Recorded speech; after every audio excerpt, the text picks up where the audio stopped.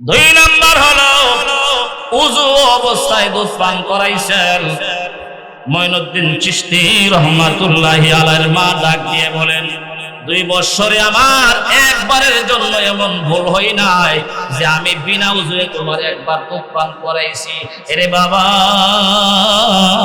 আমার এই 2টা আমলের কারণে আমার যা ধারণা, আজকে তোমার চেহারা দেখে ভারতবর্ষের 90,000 মানুষ কালিমা পড়ে মুসলমান হয়ে গেছে।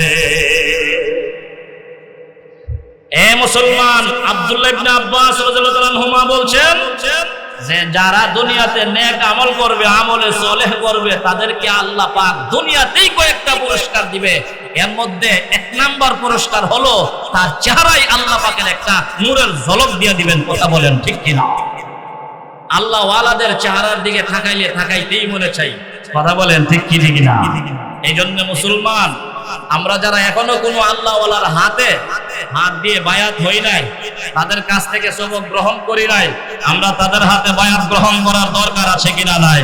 যে কোনো একজন আল্লাহ ওয়ালার মাথা হাতে চলবেন, ওনার দিক নির্দেশনায়, ওনার বাতানো পথে চলবেন, ইনশাআল্লাহ তাদের বাতানো পথটাই হলো সিরাতে মুস্তাকিম। কথা বলেন ঠিক কিনা? আব্দুল্লাহ ইবনে আব্বাস রাদিয়াল্লাহু তাআলা আনহুমা বলেন, নাম্বার 2, সবিস্তারিত আলোচনার তো সময় নাই। নাম্বার 2, নূরান ফিল কলব। যারা দুনিয়াতে নেক আমল করবে, আমলে সলেহ করবে, নূরান ফিল কলব, তাদের অন্তরের ভিতরে আল্লাহ পাক রব্বুল আলামিন একটি নূরের ঝলক দিয়ে দিবেন। সুবহানাল্লাহ, নূরের ঝলক। এই নূরের ঝলক যাদের অন্তরে চলে আসছে, আমার পয়গম্বর বলেন, এই লোকটা আমার আল্লাহর কাছে যা দাবি করবে তাই আদায় হয়ে যাবে। যা দাবি করবে তা আদায় হয়ে যাবে। অর্থাৎ লোকটা মুস্তাজাবুদ দাওয়াত বলে যাবে। আমার আল্লাহর কাছে যত বৈধ দোয়া করবে, আল্লাহ পাক রব্বুল আলামিন এই বৈধ দোয়াগুলি মুহূর্তের ভিতরে আমার আল্লাহ কবুল করে নেবে। কথা বলেন ঠিক কিনা? এটা হলো নূরান ফিল কলব। যাদের অন্তরের ভিতরে আল্লাহ পাক রব্বুল আলামিন নূর দান করেন, তাদের অবস্থাটা কি হয়? তাদের অবস্থাটা কি হয়? আমাদের দেওবন্দ মাদ্রাসার প্রিন্সিপাল যে ছিলেন কারি তৈয়ব সাহেব রহমাতুল্লাহি আলাইহি, ওনার জীবনীতে পাইলাম, বলে ফেলবো কথাটা। দেওবন্দ মাদ্রাসার মুতামিম যিনি ছিলেন কারি তৈয়ব সাহেব রহমাতুল্লাহি আলাইহি, ওনার জীবনীতে পাইলাম উনি প্রতি সপ্তাহে কমাস কম একবার হলেও আমার পয়গম্বরকে স্বপ্ন যুগে দেখতেন। সুবহানাল্লাহ। প্রতি সপ্তাহে একবার আমার নবীজির সাথে তার জিয়ারত হয়েছে। সাধারণ কথা না অসাধারণ? আমরা সারা জীবনে একবার দেখতে পাই না। আল্লাহ পাক আমাদের প্রত্যেককে জীবদ্দশায় ঘুমের ঘরে একবার হলেও পয়গম্বরের সাথে দিদার হয়ে যাক। সকলে বলুন আমিন। দরকার আছে কিনা নাই? কারি তৈয়ব সাহেব রহমাতুল্লাহি আলাইহি লিখেছেন, যাদের কলবের ভিতরে আল্লাহ পাক নূর দান করবেন, জ্যোতি দান করবেন, নূর আল্লাহ পাকের পক্ষ থেকে নূরের তাজাল্লি দান করবেন, এইরকম আল্লাহ ওয়ালাদের মারেফত অর্জন হবে। এইরকম কলবের ভিতরে নূরওয়ালা মানুষটা, দেখেন আমাদের একটা বাহ্যিক চক্ষু আছে কিনা? আল্লাহ ওয়ালাদের আভ্যন্তরীণ একটা চোখ আছে, ওইটাকে বলা হয় বাসিরত। বসিরত অর্জন হয়ে যায়। কারি তৈয়ব সাহেব রাহমাতুল্লাহি আলাইহি উনি ওনার কিতাবের মধ্যে লেখেন, একজন মানুষের অন্তরের ভিতরে যদি আমার আল্লাহ পাক রব্বুল আলামিন নূরের তাজাল্লি দান করে রে ভাই, এই নূরওয়ালা কলবটা আমরা যেমন বাহ্যিক চোখ দিয়া গোটা দুনিয়া দেখি, দুনিয়া কারি তৈয়ব সাহেব রহমাতুল্লাহি আলাইহি লেখার ভাষা অনুযায়ী এটাকে বলা হয় ফরশ। ফরশ বিছানা, গোটা দুনিয়াটাকে বলা হয় ফরশ। আর আল্লাহর আরশটাকে বলা হয় আরশ। কথা বলেন ঠিক কি ঠিক না? আরে তৈয়ব সাহেব রহমাতুল্লাহি আলাইহি লেখেন, যার অন্তরের ভিতরে আল্লাহ পাক রব্বুল আলামিন এইরকম নূর দান করবে, নূরের জ্যোতি দান করবে, এইরকম নূরওয়ালা কলবটা আমরা যেমন বাহ্যিক দৃষ্টিতে গোটা জগৎটা দেখতে পাই, আরশটা আমরা পরশটা দেখতে পাই। আরে তৈয়ব সাহেব রহমাতুল্লাহি আলাইহি বলেন, যাদের অন্তরে আল্লাহ পাক রব্বুল আলামিন হেদায়েতের নূর দান করবেন, এই লোকটা আল্লাহর জমিনে থাকাইয়া যখন আকাশের দিকে তাকাইবে রে ভাই, প্রথম আকাশ, দ্বিতীয় আকাশ, তৃতীয় আকাশ, চতুর্থ আকাশ, পঞ্চম আকাশ, ষষ্ঠ আকাশ, সপ্তম আকাশ, সিদরাতুল মুনতাহা পাড়ি দিয়া আরে তৈয়ব সাহেব রহমাতুল্লাহি আলাইহি লেখেন, এই লোকটা ফরশে বৈশা আমার আল্লাহর আরশ পর্যন্ত দেখতে পাই। কোন সুবহানাল্লাহ। দুনিয়াতে বসিয়া এই নূরওয়ালা কলবের মাধ্যমে ফরশে বসিয়া আল্লাহর আরশ পর্যন্ত দেখতে পাই। ও মুসলমান, এই কারণে আমাদের অনেক আল্লাহওয়ালারা অনেক কথা হঠাৎ বলে ফেলছেন, সেটা বলে গেছে। কথা বলেন ঠিক কি ঠিক না? হ্যাঁ, আমাদের আপনাদের সুপরিচিত যিনি ছিলেন আপনাদের সকলেরই পীর, হ্যাঁ, শাইখে দিগলবাগী রহিমাহুল্লাহ, অনেক কারামত শুনেছি, অনেক কারামত। অনেকের টাকা হারাই গেছে, গরু হারাই গেছে, গাড়ি হারাই গেছে, তো হুজুরের কাছে আসছে, হুজুরে একটু মোরাকাবায় বসছেন অথবা কি লিখছেন, দোয়া পড়ছেন, একটু পরে বলে দিছেন ইনশাআল্লাহ তুমি পেয়ে যাবে। দেরি নাই, সাথে সাথে ওই জিনিসটা পেয়ে গেছে। সুবহানাল্লাহ। তাহলে আল্লাহর ওয়ালিরা দুনিয়াতে থাকিয়া শুধু আকাশ নয়, আল্লাহর আরশ পর্যন্ত দেখতে পায়। সুবহানাল্লাহ। কি বলেন? এরকম কলবের ভিতরে নূর আনার দরকার আছে কিনা না? কলবের ভিতরে নূর পয়দা করতে হলে এক নাম্বার শর্ত হলো ঈমান, দুই নাম্বার শর্ত হলো নেক আমল। কথা বলেন, নেক আমলের ভিতরে নামাজ আছে না? না। তাহলে আমরা যারা নামাজ পড়ি না, আজকে মনে করতেছি আজকের ওয়াজে আমার কলবের ভিতরে নূর আয়া বলবো, না না, কখনো না। নূর আসার জন্য, কলবের ভিতরে নূরের তাজাল্লি আসার জন্য আপনার নেক আমল, আমলে সলেহ লাগবে। কথা বলেন ঠিক কি ঠিক না? আমলে সলেহ লাগবে। শুধু আপনি শুধু শুধু জমিনে বসে ফরশে বসে আরশ দেখবেন না। কথা বলেন ঠিক কি ঠিক? মুসা পয়গম্বরের নাম শুনছেন না? মুসা নবী যখন তুর পাহাড়ে আল্লাহকে বলছিলেন, রব্বি আরিনি আনজুর ইলাই, ওগো আমার রব, আমি শুধু শুধু শুধু শুধু আপনার সাথে তুর পাহাড়ে কথা বলি, কথা বলতে বলতে প্রেম আর ইশক এত বৃদ্ধি পাইছে, এখন আমি মুসা আপনাকে দেখতে চাই। সুবহানাল্লাহ। দেখতে চাই, দেখতে। আল্লাহ পাক রব্বুল আলামিন বলেন, লাং তারানি, লাং তারানি, এ মুসা, ফরশে তাকিয়ে আমি আরশের আল্লাহরে দেখা সম্ভব না। আরশ দেখতে পারবা, কিন্তু আরশের মালিকের দেখতে পারতে। মুসা আলাইহিস সালাতু ওয়াস সালামের মনটা একটু খারাপ হয়ে গেল। হায়রে, আমি আমার মাশূককে দেখতে চাই, আর আল্লাহ আমারে কোনো সাইড দিল না। আল্লাহ বলতেছেন, লাং তারানি, কখনো দেখতে পারবা না দুনিয়াতে থাকিয়া, কারণ তোমার এই সসীম পাওয়ার দিয়ে আমি আল্লাহ অসীম আল্লাহকে দেখা কোনোদিনও সম্ভব না। এই জন্য বলছেন লাং তারানি, তুমি আমাকে দেখতে পারবে না। মুসা আলাইহিস সালাতু ওয়াস সালামের স্বাভাবিকভাবে তবিয়তগতভাবে স্বভাবগতভাবে ওনার মনটা খারাপ হয়ে গেল। আমি চাই কি, আল্লাহ বলছে কি? কথা বলেন ঠিক কি ঠিক? চাইছি কি আর বলছে কি? মুসা পয়গম্বরের মন খারাপ, আমার আল্লাহ টের পাওনি, আর আল্লাহ সব টের পাই, সব বুঝেন, সব দেখে। কথা বলেন ঠিক কি না? ওহুয়া সামিউল বাসীর, সব শুনতেছেন, সব দেখতেছেন আমার আল্লাহ। আল্লাহ পাক ডাক দিয়ে বলেন, মুসা, মুসা রে, লাংতারানি বলার কারণে কি তুমি অসন্তুষ্ট? আল্লাহ রাব্বুল আলামিন ডাক দিয়ে বলেন, এ আমার পয়গম্বর মুসা, তুমি যদি আমাকে বাস্তবেই দেখতে চাও রে মুসা, তাহলে আমি আল্লাহ পাকের একটা শর্ত আছে রে মুসা, আল্লাহ পাক রব্বুল আলামিন এই আলোচনাটা আমাদের কোরআনে নিয়ে আসছেন। আল্লাহ পাক মুসা পয়গম্বরকে ডাক দিয়ে বলেন, আরে মুসা, তুমি যে তুর পাহাড়টার মধ্যে দাঁড়ানো আছো, আমি আল্লাহর নূরের সামান্য ঝলক যদি তুর পাহাড় সহ্য করতে পারে, তাহলে তুমি মুসাও আমি আল্লাহকে দেখা সম্ভব হবে। আর তুর পাহাড় যদি আমি আল্লাহর নূরের সামান্য তাজাল্লি সহ্য করতে না পারে, তুমি সামান্য মুসা আমি আল্লাহরে দেখা সম্ভব হবে না। কথা বলেন ঠিক কিনা? আল্লাহ পাক রব্বুল আলামিন ডাক দিয়ে বলেন, রে মুসা,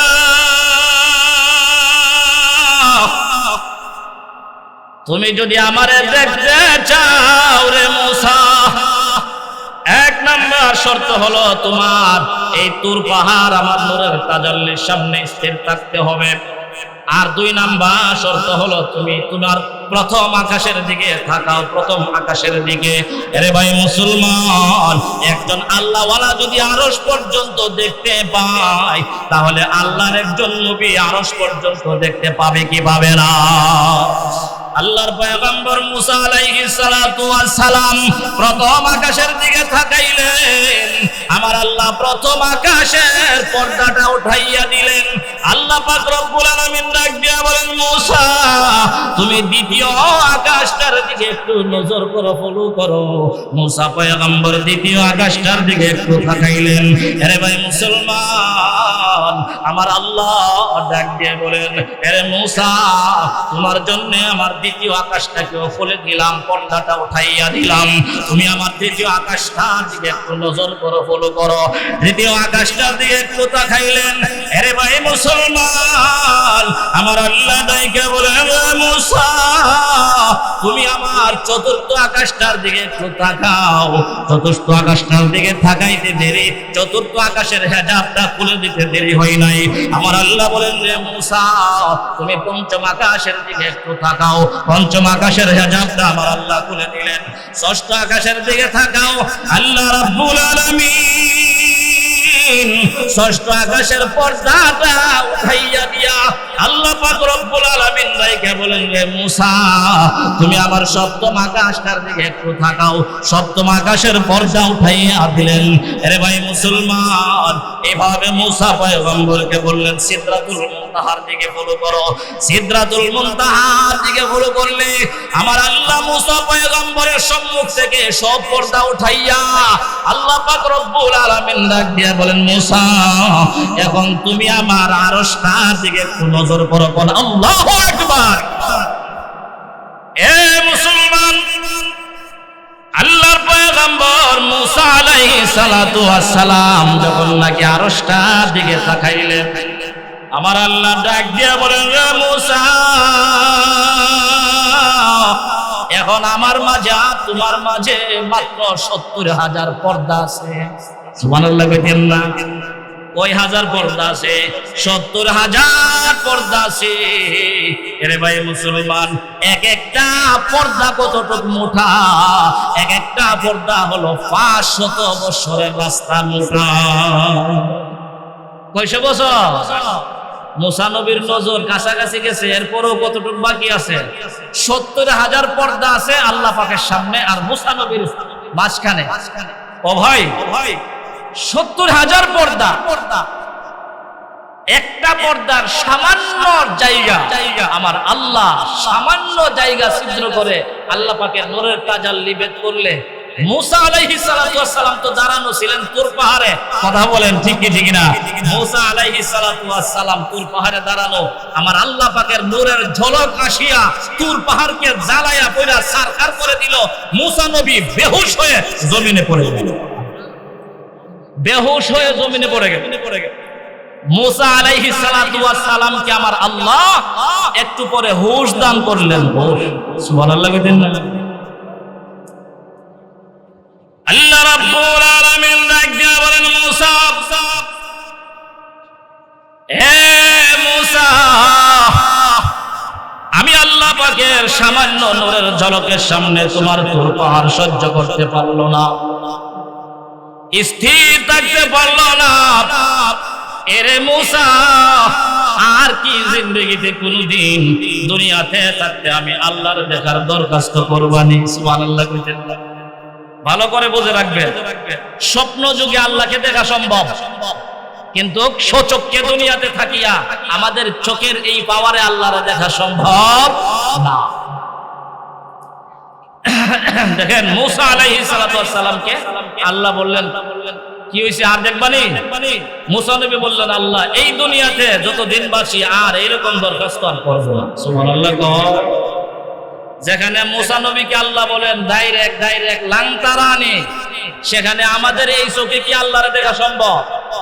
তবে যাদের কলবের ভিতরে আল্লাহ নূরের তাজাল্লি দান করেছেন, নূরান ফিল কলবি, এই রকম লোক আল্লাহর আরশ পর্যন্ত দেখতে পায়, তবে আল্লাহকে দেখা সম্ভব না। কথা বলেন ঠিক কিনা?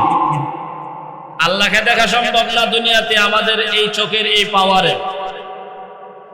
তবে স্বপ্ন যুগে আমাদের অনেক আকাবিররা একবার দুইবার নয়, শতবার শতাধিকবার আমার আল্লাহর সাথে তাদের দিদার হয়ে গেছে। সুবহানাল্লাহ।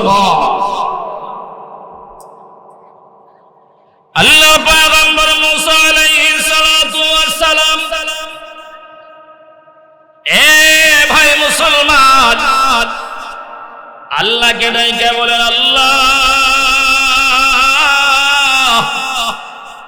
আমি ভালো করে বুঝতে পেরেছি গো আল্লাহ, আমি যে দরখাস্ত করেছিলাম, রব্বি আরিনি আনজুর ইলাইক, আল্লাহ আমার দরখাস্তটা ঠিক হয় নাই, দরখাস্তটা ঠিক হয় নাই। আমাদের নবীজি সাল্লাল্লাহু আলাইহি ওয়াসাল্লাম আমাদের সাহাবায়ে কেরামকে বলে গিয়েছেন যে শোনো, মুসা আলাইহিস সালাতু ওয়াস সালাম দুনিয়াতে থাকতে আল্লাহকে দেখার যেই দরখাস্ত আর আরজি পেশ করছিলেন, আল্লাহকে দেখার যে আরজি পেশ করছিলেন, এই কারণে আমার আল্লাহ যেই দিন নাকি কিয়ামত সংঘটিত হয়ে যাবে, এই ভাই আমাদের জানা মতে আমাদের আহলুস সুন্নাহ ওয়াল জামাতের আকীদা, আমাদের উম্মতে মুসলিমার আকীদা, উম্মতে মুহাম্মাদের আকীদা, কোন একদিন কিয়ামত সংঘটিত হবে কি হবে না? যেই দিন কিয়ামত সংঘটিত হবে, সর্বপ্রথম রওজে পাক থেকে আমার আপনার নবীজিকে জাগ্রত করানো হবে। সুবহানাল্লাহ। আমার আল্লাহর কাছে ওনাকে ফেরেশতারা এসে নিয়ে যাবে। সেই দিন আমাদের নবীজি সাল্লাল্লাহু আলাইহি ওয়াসাল্লাম রওজে পাক থেকে ঘুম থেকে জাগ্রত হওয়ার পর তাকিয়ে দেখবেন আল্লাহর পয়গম্বর মুসা আলাইহিস সালাতু ওয়াস সালাম আল্লাহ পাকের আরশের খুঁটি ধরে আমার আল্লাহ পাকের কুদরতি চেহারা দেখতেছেন। কোন সুবহানাল্লাহ। আল্লাহ পাকের কুদরতি চেহারা দেখে সুবহানাল্লাহ কইতেন না? আমাদের নবীজি সাল্লাল্লাহু আলাইহি ওয়াসাল্লাম বলেন, সাহাবীরা আমি তখন বুঝতে পারবো না। ঘুম থেকে সর্বপ্রথম ইসরাফিলের সিংহা ফু দেওয়ার পরে জাগ্রত কি আমি হইলাম নাকি আমার আগে মুসা পয়গম্বর জাগ্রত হইলেন? যেহেতু আমি সাইয়্যিদুল মুরসালিন, ইমামুল মুরসালিন, আমার সম্মান সবচেয়ে বেশি, আমার নবুয়তের স্বীকারোক্তি দেওয়ার কারণে অন্যান্য নবীরা নবী হইছে। কথা বলেন ঠিক কি না? আল্লাহ পাক রূহ জগতে দুইটা সেমিনার করছিলেন, এর মধ্যে একটি হলো বিশেষ সেমিনার নবীদেরকে নিয়ে, যে আমার আখেরি জমানার নবীর উপরে ঈমান আনছুনি? বলে হ্যাঁ ঈমান এনেছি। তো দেখেন আমার আখেরি জমানার নবীর উপরে ঈমান না আনলে তো নবীরাই নবী হতে পারেন না। আমার নবীজি বলেন আমার শ্রেষ্ঠত আমি হইলাম সবার চাইতে শ্রেষ্ঠতম নবী। এখন আমি ঘুম থেকে জাগ্রত হওয়ার পর আমি বুঝতে পারবো না আমি আগে জাগ্রত হইলাম নাকি মুসা নবী আগে জাগ্রত হয়েছে। কারণ মুসা নবী তো দেখা যায় আরশের খুঁটি ধরে আল্লাহ পাকের কুদরতি চেহারা দিদার করতেছেন। সুবহানাল্লাহ। দিদার করতেছেন। নবীজি সাল্লাল্লাহু আলাইহি ওয়াসাল্লাম ফরমান এটা এই জন্য হবে যে মুসা নবী দুনিয়াতে থাকতে আশিক হইয়া তার মাশুককে দেখতে চাইছিল। কথা বলেন ঠিক কি না? মুসা নবী দুনিয়াতে থাকিয়া আশিক হইয়া তার মাশুককে দেখতে চাইছিল। আল্লাহ উত্তর দিয়েছিলেন লাংতারানি, কখনো দুনিয়াতে থাকিয়া এই চোখের এই পাওয়ারে আমি আল্লাহকে দেখা সম্ভব হবে না। কথা বলেন ঠিক কি না? আল্লাহ পাক রব্বুল আলামিন যেই দিন নাকি মুসা আলাইহিস সালাতু ওয়াস সালামের দুনিয়ার হায়াত শেষ হয়ে গেল রে ভাই। আল্লাহর পয়গম্বর মুসা আলাইহিস সালাতু ওয়াস সালাম দুনিয়া থেকে বিদায় গ্রহণ করলেন। আল্লাহ পাক রব্বুল আলামিন ডাইকা বলেন, রে মুসা, তুমি না দুনিয়াতে থাকতে আমি আল্লাহর দেখার দরখাস্ত করছিলে। দুনিয়াতে আমি আল্লাহ তোমার এই দরখাস্তকে মঞ্জুর করতে পারি নাই। যেমন নিয়ম ছিল না, সিস্টেম ছিল না, বিধান ছিল না, কিন্তু আমি আল্লাহ পাক রব্বুল আলামিন তোমার এই কবর জগতে আমি আল্লাহ তোমার চোখে এমন একটা পাওয়ার দিয়ে দিলাম রে মুসা। তুমি এখন থেকে কিয়ামত পর্যন্ত রে মুসা, তুমি আমি আল্লাহ পাকের কুদরতের চেহারা দেখতে থাকো। সুবহানাল্লাহ। ও ভাই মুসলমান, 2 নম্বরে যেই কথাটা বলেছিলাম, আব্দুল্লাহ ইবনে আব্বাস রাদিয়াল্লাহু তাআলা আনহু ফরমান যে 1 নাম্বার হলো ইন্নালিল হাসানাত জিয়াআন ফিল ওয়াজহ। 1 নাম্বার হলো নেক আমলের প্রভাব। দুনিয়াতে আল্লাহ পাক 1 নাম্বার পুরস্কার করবেন, তার চেহারার মধ্যে নূরের একটি ঝলক দান করবেন। কথা বলেন ঠিক কি ঠিক না? আব্দুল্লাহ ইবনে আব্বাসের বর্ণনা অনুযায়ী 2 নাম্বার হলো ওয়া নূরান ফিল কলব। নূরান ফিল কলব, কলবের ভিতরে, অন্তরের ভিতরে, মানুষের হৃদয়ের ভিতরে আল্লাহ পাক একটি নূরের জ্যোতি তৈরি করে দেন, পয়দা করে দেন, যার দ্বারা আরে তাইয়্যিব সাহেব রাহমাতুল্লাহি আলাইহির বর্ণনা অনুযায়ী ফরশের বান্দা ফরশে বসে আমার আল্লাহর আরশ পর্যন্ত খুঁজে পায়। সুবহানাল্লাহ। এই জন্যে আল্লাহ ওয়ালারা বলেছেন, যারা নাকি দুনিয়া বিমুখ হইয়া আল্লাহর দিকে মুহতাজ হই, এইরকম মানুষের স্তর হলো 3টি। বলেন, যারা দুনিয়ার বিমুখ হইয়া আল্লাহর দিকে মুহতাজ হই, আল্লাহর দিকে মাইল হই, আল্লাহকে পেতে চাই, এইরকম লোকের স্তর কয়টি? 3টি। 1 নাম্বার হলো সালেক, 2 নাম্বার হলো আরেফ, 3 নাম্বার হলো ওয়াসিল। সালেক হলো যারা নাকি নেক আমল করে, দুনিয়ার সব মায়া মোহব্বত, দুনিয়ার ভালোবাসাকে ত্যাগ করিয়া আমার আল্লাহকে পাওয়ার জন্য মনোনিবেশ করে মাত্র, এই লোকটাকে বলা হয় সালেক। আল্লাহকে পাওয়ার মারেফতের সাগরে ডুব দেওয়ার 1ম নাম্বার স্তরে সে পা রেখেছে, তাকে বলা হয় কি? সালেক। যেই মানুষটা আল্লাহকে পাওয়ার জন্য এই প্রথম